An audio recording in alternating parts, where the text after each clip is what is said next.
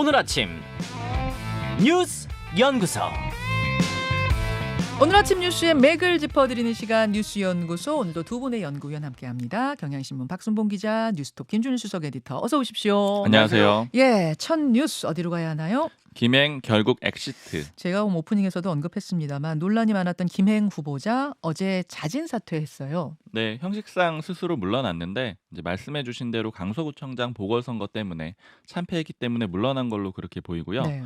어제 오후 2시쯤에 입장문 내고 자진 사퇴를 했습니다. 입장문 내용 중에 이런 내용이 있어요.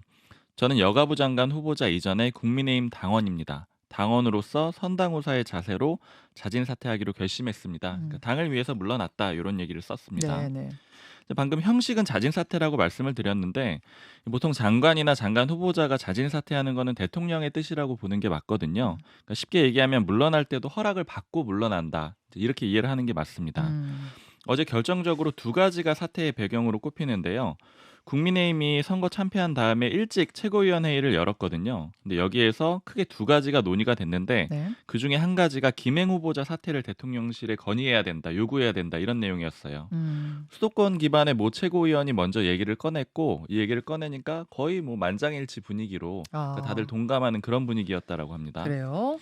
그리고 두 번째는 역시 방금 말씀드린 대로 윤석열 대통령의 뜻인데 이 선거 전날까지만 하더라도 임명을 하겠다라는 그런 분위기가 좀 강했다라 그래요.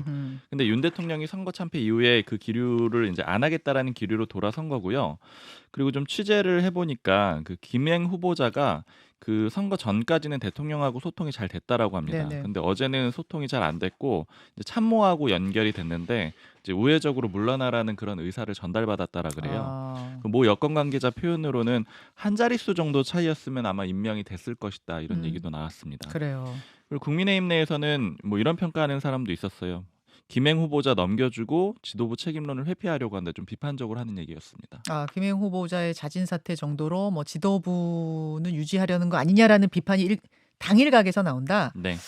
어찌됐든 간 김행 후보자가 그 선거 패배의 큰 이유 중에 하나였던 건 맞아요. 그런데 이제 국민의힘 에서는 어제 다른 이야기들도 뭐 좀 나왔습니까? 어떻습니까? 맞습니까? 이 아까 제가 최고위원회의에서 두 가지가 중요하다라고 말씀드렸는데 하나는 김행 후보자 사퇴 얘기가 나왔고 네. 또 하나 중요했던 게 임명직 당직자 총사퇴하자. 그러니까 보궐선거 책임을 지고 총사퇴하자 이렇게 얘기가 된 건데 이것도 회의 참석자한테 어제 물어봤거든요. 어떤 상황이었는지. 그랬더니 수도권 그리고 선출직 최고위원들 중심으로 딱 이 사람들만 있는 건 아니고 이 중심으로 3명이 모여가지고 김기현 대표한테 요구를 했다 그래요. 임명직 당직자 다 물러나게 하자 이렇게 요구를 했다라고 하고 이 말의 의미를 좀 따져봐야 되는데 임명직 당직자가 누구냐? 이철규 사무총장, 박수용 여의도 연구원장, 그리고 박상민 전략기획부총장, 그다음에 배현진 조직부총장 이런 사람들이 대표적이거든요. 그러니까 선출, 투표로 뽑힌 최고위원들 말고 그렇죠. 선출이 아닌 임명된 사람들은 그만두자라는 이야기가 맞습니다. 있었다. 당대표 원내대표도 그러니까 열애가 되는 그러네요. 거죠.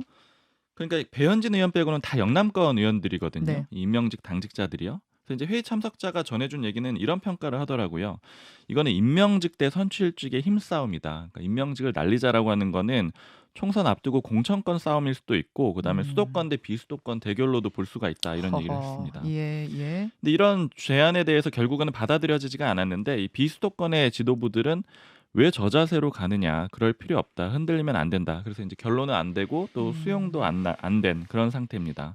그리고 또 하나 주목해야 되는 게 어제 김기현 대표 체제 자체는 흔들리지 않을 거다, 그러니까 비대위로 가지는 않을 거다 이런 말씀을 전해드렸었는데 분위기가 그렇다고 그러셨잖아요. 네.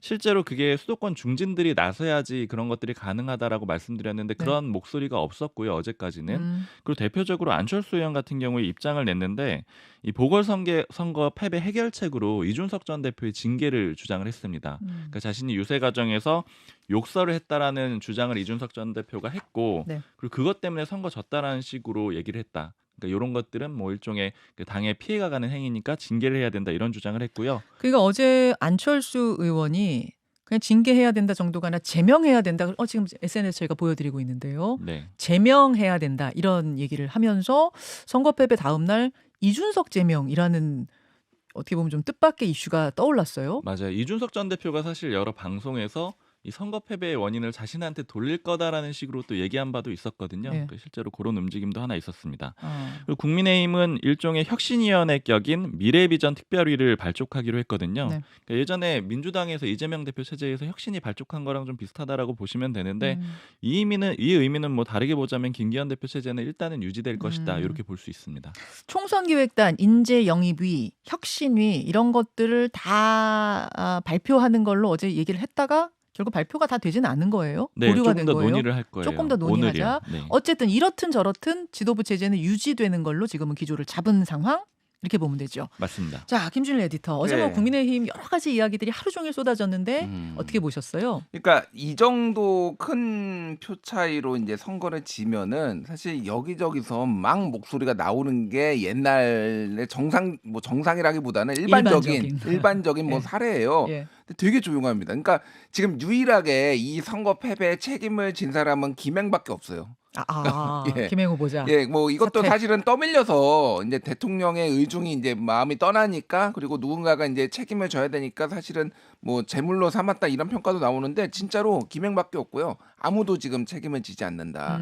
그리고 이제 그렇다고 막 서로 비난하고 그런 것도 아니고 그냥 대충 뭐 이렇게 가겠다 뭐 이런 분위기인 것 같아요. 그러니까 이게 당 상황이 왜 이러냐면은 이게 몇 가지 미묘한 지점이 있는데 사실은 옛날에는 예를 들면은 2011년에 그 보궐선거 졌을 때 홍준표 대표가 물러나게 된 거는 그때 최고위원들이 대표 사퇴하십시오. 안 됩니다, 이거. 그러면서 최고위원들이 물러나면서 그때 그렇죠. 뭐 원희룡 막 이렇게 한 명씩 다 뭐 사퇴하면서 홍준표 대표가 버틸 수가 없었거든요. 네. 그러면서 이제 지도부가 붕괴되고 박근혜 비대위가 들어선 거잖아요. 네.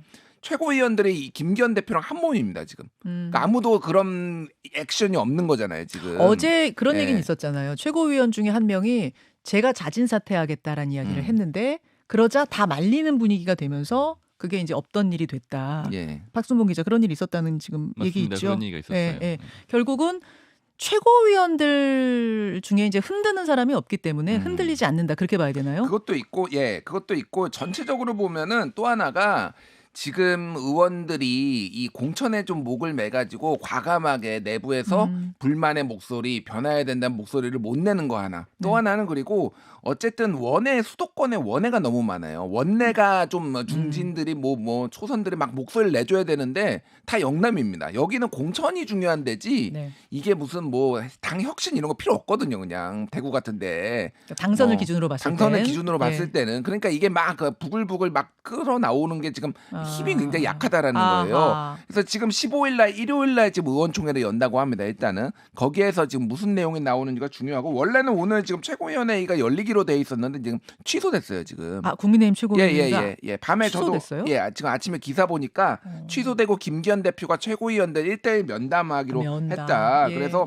좀 미래비전 특별위원회 일종의 혁신위원회인데 이것도 지금 바로 뭐 답이 나올지 안 나올지 모르겠는데 생각보다 조용하고 용산의 의중이 무엇이냐. 사실은 용산이 굉장히 중요하잖아요. 지금 상황에서 역대 어떤 그 상황보다 굉장히 중요하죠. 예, 그래서 이거를 이 체제를 계속 갈 것이냐 말 것이냐에 지금 어떤 리액션이 안 나왔거든요. 네. 그게 지금 뭐 이 주말 사이에 조금 정리가 될 가능성이 높다. 예. 그 대통령실에서는 대통령실 관계자 발 보도인데 김기현 대표는 우리와 한 세트기 때문에 킬하기가 어렵다. 그래서 지금으로선 총선 모드로 빨리 전환하는 게 최선의 해결책이다. 이런 이야기들도 나오고 있다면서요. 네, 이게 사실 구조적인 거 하나 짚어보면은 국민의힘 내부에서도 나오는 얘기인데 예전에 보면 뭐 친박 비박 이렇게 원내 충분한 그 반대 세력들이 있었잖아요. 근데 지금은 원외밖에 없거든요. 예를 들면 원외라 하면 그러니까 힘이 이제 덜하다는, 힘이 약하다는 거잖아요. 거의 원내보다. 없다라고 봐야 되죠. 이준석 네. 전 대표랑 유승민 전 의원 이런 정도만 목소리를 내는 구조라서 이런 것들이 결국에는 반영이 돼 있는 상태인 거죠.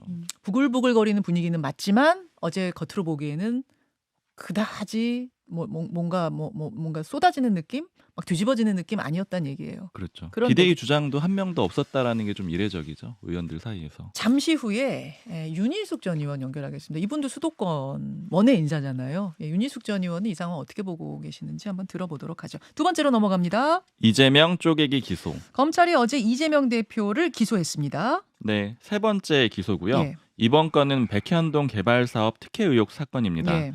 이게 어떤 혐의냐면 지난달 27일에 이 대표가 구속영장이 법원에서 기각이 된 적이 있었잖아요. 네. 그 혐의 중에 한 가지입니다. 주목할 점이 두 가지가 있는데 일단 첫 번째는 시점. 그러니까 보궐선거 참패 다음 날 기소를 했다라는 게 한 가지가 있고요. 네. 그 또 하나는 이 혐의가 당시에 구속영장을 청구할 때는 세 가지를 묶어서 그 청구를 했었거든요. 그렇죠. 근데 요번에는 하나만 떼가지고 백현동 건만 떼가지고 기소를 했다. 이런 점이 좀 주목이 되고요. 그래서 쪼개기 기소다 이런 표현이 나오는 겁니다. 검찰은 나머지 두 가지 혐의에 대해서는 수사를 더 한 다음에 추가로 기소를 하겠다라는 그런 입장이고요. 왜 쪼개서 기소를 했느냐 여기에 대해서도 설명을 했는데 이게 앞서서 기소가 됐던 대장동 위례신도시 사건하고 비슷한 건이라는 거예요. 성남시장 시절에 있었기도 하고 또 형태도 비슷하고 그래서 예. 이 사건을 병합, 그러니까 함께 재판하기 위해서 이렇게 한 것이다 이렇게 설명을 하고 있습니다. 원래는 그 뭡니까 위증교사 혐의를 따로 떼서 분리 기소할 거다라는 얘기가 있었는데 그거 아닌 거네요. 그것도 남아있기 때문에 추가로 할 수 있어요. 네. 그것도 할 수 있고 그다음에 또 여기에 더해가지고 한 가지가 더 있는 상태죠. 그 쌍방울 불법 대북 송금 의혹 사건 요거까지 추가로 두 개를 더 할 수가 있습니다. 어쨌든 첫 번째 따로 떼서 첫 번째 기소는 백현동이 됐다. 맞습니다. 이렇게 돼가지고 재판은 이제 받아야 되는 게 총 3개가 됐고요. 원래 공직선거법 위반 사건 받고 있잖아요. 김문기 전 처장 모른다. 그거는 이제 또 사건. 별개입니다. 예. 그리고 방금 말씀드렸던 대장동 위례신도시 사건 여기에 더해서 백현동 사건이 되는 거고 네. 아까 말씀드린 대로 두 건을 더하게 되면은 이제 재판은 총 5개로 늘어나게 되기 때문에 이제 이재명 대표는 재판 받느라고 상당한 시간을 쓸 수밖에 없는 그런 상황이 됐어요. 자, 김준 수석 에디터. 네. 아마 분리기소가 될 거다. 근데 아마 위증교사부터 될 거야. 이런 이야기가 많았는데 백현동부터 됐네요. 예, 그러니까 위증교사가 될 거라고 이제 전망한 이유는 그 법원에서도 이건 혐의가 이제 검찰의 주장이 소명됐다 이렇게 그러니까 유력하다 뭐 이렇게 봤으니까 그렇게 된 건데 일단은 검찰이 왜 백현동부터 했느냐라고 하냐면은 배임 혐의 입증에 자신이 있다 이렇게 좀 그리고 이거에 대해서 공소유지에 만전을 기하겠다라는 거 첫 번째. 그리고 두 번째는 지금 이거를 병합 신청을 한다라는 거예요. 대장동하고 위례신도시 건하고. 그러니까 기본적으로 구조가 똑같다라는 겁니다. 그러니까 배임에 껴 있고 그리고 개인 사업자들한테 이익을 몰아주기 위해서 이렇게 많은 사람들이 공모를 했다. 이런 구조가 다 똑같기 때문에 이제 병합을 신청해서 같이 이제 뭐 이제 재판을 받게 한다라는 건데 그게 받아들여질지는 모르겠습니다. 근데 뭐 받아들여진다라면 차라리 이재명 대표는 재판 나가는 횟수가 줄어들기 때문에 더 나을 수도 있는 거죠. 그러니까 이건 너무 많이 나가야 되니까. 그래서 지금은 뭐 그 외에 아까 전에 얘기했던 뭐 이제 쌍방울이라든지 이런 거는 좀 보강 수사를 좀 하겠다. 검찰이 이렇게 이 입장인데 민주당에서는 좀 강하게 반발을 하고 있죠. 이렇게 분리기소하는 것 자체가 더 이제 대표를 좀 올가매려고 하는 거 아니냐라는 거고 지도부 개편과 관련해서 민주당에서 새 지명직 최고위원회 지금 여성을 검토하고 있다라는 얘기는 상당히 많이 나왔어요. 어제 이재명 대표가 저 당무에 복귀하진 않았죠. 안 했습니다. 어제 뭐 이재명 대표 목소리를 듣거나 이렇지는 않았는데 아마 오늘 최고위 정도에 나오진 않을까요? 오늘 근데 긴급 최고위 어제 열린다 제가 그러던데. 확인을 해봤는데 이게 일단 보도로 나왔던 얘기고 검토 중인 상태라 그래요. 근데 이제 기존부터 계속 모 최고위원이 했던 얘기 중에 하나는 충청권 할 거다. 아니 그 얘기가 아니라 이재명 대표 복귀 시점. 복귀 시점이요? 복귀. 아직은 뭐 아직 예정은 몰라요? 없습니다. 그 당무에 복귀하고 나면 퇴원은 했습니다만 당무에 복귀하고 나면 결국 이 문제를 풀어야 되는 거잖아요. 그러니까 이제 현안들이 뭐 지명직 최고위원도 있고 뭐 그 외에 이제 뭐 비명들 뭐 징계 등등 이제 현안들이 쌓여 있는 게 있는 거죠. 그 중에서 이제 가장 조금 인선이라고 하면 지명직 최고위원인데 호남의 송갑석 그리고 비명이었던 송갑석 최고가 본인이 사퇴를 했고 여기에 이제 누구냐가 지금 관심이 쏠리고 있는데 뭐 전현희 권익위원장 뭐 이런 분들도 전화도 받고 예를 들면 물망에 올랐던 것까지는 확인이 됐는데 일단은 여성 그리고 지금 충청권이 조금 뭐 물망에 오르고 있어가지고 뭐 몇몇 언론 보도에서 뭐 충청권 여성 뭐 구청장 출신의 이런 분들 이름이 나오고 있어요. 비명계는 아니고. 비명계는 아니고요. 그럼 그러니까 친명 충청 여성. 그러니까 사실은 친명이라고 보기에는 그렇고 범친명 정도가 맞을 것 같습니다. 그러니까 선명하게 비명인 사람은 이제 안 쓰겠다. 왜냐하면은 이거는 이번 체제 이재명 체제에 좀 자신감이 붙은 거죠. 총선 아니 선거 이기면서. 선거 이기면서 그렇게 봐야 될 것 같습니다. 알겠습니다. 요 얘기도 오늘 인터뷰 통해서 좀 풀어보기로 하고 국감 현장에서는 9.19 합의에 대한 이야기가 나왔는데 이게 뭐 하마스가 불을 붙였다 이게 무슨 얘기예요? 네, 배경 좀 간단하게 짚어보면은요. 지금 이스라엘이 아이언돔이 있어서 원래 철통 방어가 될 거다라고 했는데 하마스 물량 공격받고 뚫렸잖아요. 그러니까 이런 상황을 가지고 여권에서는 우리도 잘 준비를 하고 대응을 해야지 막을 수가 있는데 9.19 군사 합의 때문에 못 막고 있는 거 아니냐. 그러니까 요거를 효력 정지를 시켜야 된다. 이렇게 얘기가 나온 겁니다. 예를 들자면 9.19 군사 합의의 중요한 내용이 대규모 군사훈련하면 안 되고 정찰행위하면 안 되고 무력 증강하면 안 되고 이런 얘기들이 있는데 그렇죠. 미리미리 정찰해서 막자. 이게 여권의 주장인 거고요. 그러다 보니까 국감에 이제 주제로 올라왔는데 야당에서는 그렇게 하면 오히려 북한이 공격할 명분만 주는 거다. 그리고 그런 군사협의 없었던 이스라엘도 못 막지 않았느냐. 이제 이런 얘기들이 그러면서 논리로 국감장이 어제 뜨거웠던 맞습니다. 하마스 이스라엘 얘기는 오늘 2부에 준비되어 있습니다. 거기서 또 풀어보죠. 두 분 고맙습니다. 감사합니다. 김현정의 뉴스쇼는 시청자 여러분의 참여를 기다립니다. 구독과 좋아요, 댓글 잊지 않으셨죠? 알림 설정을 해두시면 평일 아침 7시 20분 실시간 라이브도 참여하실 수 있습니다.